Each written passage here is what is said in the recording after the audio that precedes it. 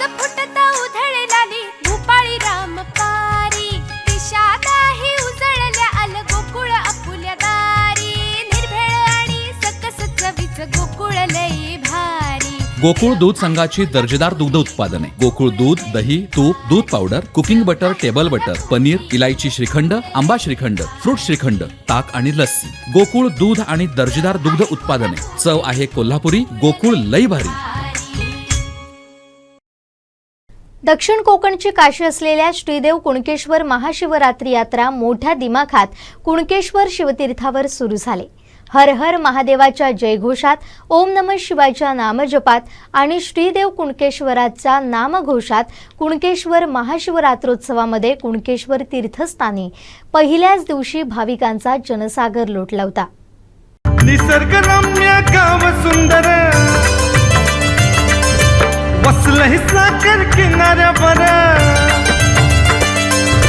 निसर्गरम्य गाव सुंदर वसलंय सागर किनाऱ्यावर, निसर्गरम्य गाव सुंदर वसलंय सागर किनाऱ्यावर, निसर्गरम्य गाव सुंदर वसलंय सागर किनाऱ्यावर। त्याची कीर्ती अशी जगभर, त्याची कीर्ती अशी जगभर, शंभुदेवाच्या पदस्पर्शानं झालं पावन कुणकेश्वर, शंभुदेवाच्या पदस्पर्शानं झालं पावन कुणकेश्वर, शंभुदेवाच्या पदस्पर्शानं झालं पावन कुणकेश्वर। श्रीदेव कुणकेश्वराच्या पूजेनंतर मंदिर दर्शनासाठी खुलं करण्यात आलं।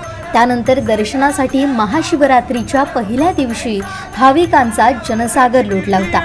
जगभर त्याची कीर्ती अशी जगभर, शंभुदेवाच्या पदस्पर्शानं झालं पावन कुणकेश्वर। जिल्हाधिकारी के मंजुलक्ष्मी, पोलीस अधीक्षक सौरभ कुमार अग्रवाल, जिल्हा परिषद मुख्य कार्यकारी अधिकारी प्रजित नायर, प्रांताधिकारी वर्षा सिंगम यांच्या हस्ते शासकीय पूजा पार पडली। मंदिर फुलांच्या आरासानं सजवण्यात आलं होतं। मंदिराचं सुशोभीकरण करण्यात आल्यानं परिसराची शोभा वाढली आहे, तर आंब्यांची मनमोहक आरास करण्यात आली होती। भाविकांना सुलभ दर्शन घेता यावं यासाठी कुणकेश्वर देवस्थान ट्रस्टनं चोख नियोजन केलं होतं। यात्रा परिसरात कडेकोट पोलीस बंदोबस्तात तैनात करण्यात आला होता। आरोग्य पथक सुद्धा तैनात करण्यात आलं होतं। वार चुकूनी लागे पिंडीला रक्तही आल्यावर, तुझ्या शक्तीचा भाविकांची कोणतीही गैरसोय होऊ नये यासाठी देवस्थानचे ट्रस्टचे पदाधिकारी आणि स्वयंसेवक मेहनत घेत होते। दिवस रात्र सुश्राव्य भजनं सुरू होते।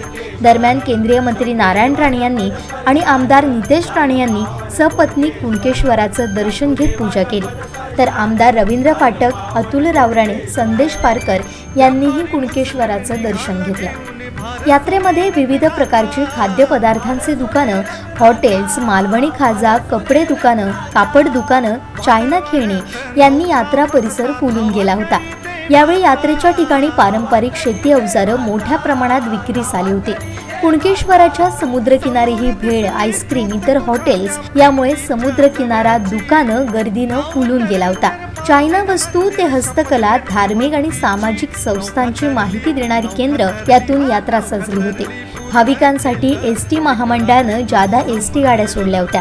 यात्रा कालावधीत विद्युत पुरवठा सुरळीत ठेवण्यासाठी वीज वितरणचे अधिकारी, कर्मचारी अहोरात्र मेहनत घेत होते। आमचे दिवसभरातले सर्व अपडेट्स, ताज्या घडामोडी आणि थेट लाईव्ह पाहण्यासाठी सबस्क्राईब करा, लाईक करा कोकणचं नंबर 1 महा चॅनल कोकण 7 लाईव्हचं YouTube चॅनल।